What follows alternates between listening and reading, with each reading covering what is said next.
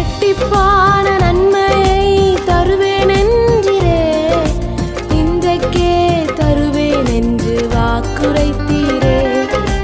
இழந்ததை திரும்ப தருவேன் என்று சொன்னீரே, இரட்டிப்பான பங்கையும் தந்திடுவாரே.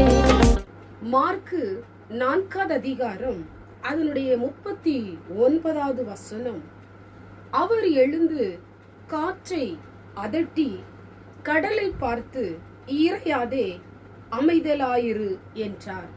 அப்பொழுது காற்று நின்று போய் மிகுந்த அமைதல் உண்டாயிற்று. எனக்கு அன்பான தேவ பிள்ளைகளே, உங்க வாழ்க்கையில கடும் காற்று அடித்து கொண்டிருக்கலாம். கடும் புயல் மோதி உங்க வாழ்க்கைய தொந்தரவுக்குள்ளாக்கி கொண்டிருக்கலாம். என் வாழ்க்கையில நிம்மதியே இல்லை, என் வாழ்க்கையில சமாதானமே இல்லை, பிரச்சனைக்கு மேல பிரச்சனை, நான் என்ன செய்வது? பல போராட்டங்களை நான் சந்தித்துக் கொண்டிருக்கிறேன், பல உபத்திரவத்தின் வழியாக நான் ஓடிக்கொண்டிருக்கிறேன்.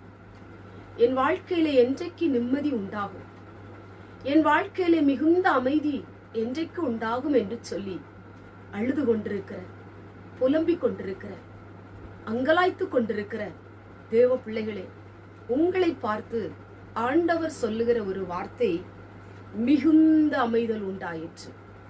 மிகுந்த அமைதலை கர்த்தர் உங்களுக்கு தரப்போகிறார். உங்களுடைய வேலை ஸ்தலத்துல பிரச்சனைகளை சந்தித்துக் கொண்டிருக்கிறீங்களா? நீங்கள் வியாபாரம் செய்கிற இடத்துல பல போட்டிகள், கடும் எதிர்ப்புகள், சந்திக்க முடியாத பிரச்சனைகள், பெருக்காற்றடிக்கிற நிலைமைகள், என்ன செய்வது என்று திகைத்து போயிருக்கிறீங்களா? உங்க குடும்ப வாழ்க்கையில அடிமேல் அடி, என்ன செய்வதென்று, ஐயோ ஒவ்வொரு நாளும் புயல் பல திசையிலிருந்து வீசி கொண்டிருக்கிறது. என்றைக்கு என் வீட்டுக்குள்ள ஒரு அமைதி உண்டாகும்? என்றைக்கு என் வாழ்க்கையில ஒரு அமைதி உண்டாகும்? நான் சந்திக்கிற பிரச்சனையை பார்த்தா ஆண்டவரே ஏதோ நடக்க போய் விடுமோ என்று பல பயங்கள், பல கலக்கங்கள் உங்களோடு கூட போராடி கொண்டிருக்கலாம்.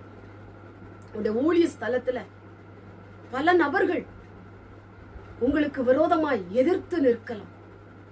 ஊழியத்தை கட்டி எழுப்ப முடியாதபடிக்கு பல தடைகள், பல புயல் காற்றுகள் வீசி கொண்டிருக்கலாம். இன்றைக்கு ஆண்டவர் சொல்லுகிறார், அவர் எழுந்து காற்றை அதட்டி கடலை பார்த்து, இறையாதே, அமைதலாயிரு என்று சொல்ல போகிறார். எல்லா இரைச்சல்களையும் கர்த்தர் அமைதியாக்க போகிறார்.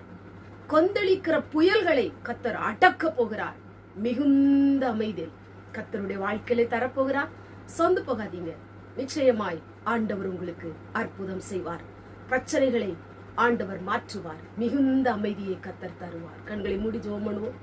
எங்கள் பரிசுத்தமுள்ள நல்ல பிதாவை, கேட்டதான வசனத்தின் மூலமாய் மிகுந்த அமைதல் உண்டாயிற்று என்று வேதம் சொல்லப்பட்டது போல, இந்த வார்த்தை கேட்டுக்கொண்டிருக்கிற நம்முடைய பிள்ளைகள் எவ்வளவோ போராட்டங்களை, கஷ்டங்களை, பாடுகளை, உபத்திரவங்களை ஆண்டவரே சகிச்சு கொண்டிருக்கலாம். இன்றைக்கு அவைகளிலிருந்து ஒரு விடுதலை கொடுத்து, காற்றையும் கடலையும் இறையாதே என்று சொன்ன தகப்பன், அமைதியை கொடுத்த தேவன் இந்த பிள்ளைகளுடைய வாழ்க்கையில மிகுந்த சமாதானத்தையும் மகிழ்ச்சியும் சந்தோஷத்தையும் கட்டளையிடும். இயேசுவின் மூலம் ஜெபிக்கிறோம் பிதாவே. ஆமென்.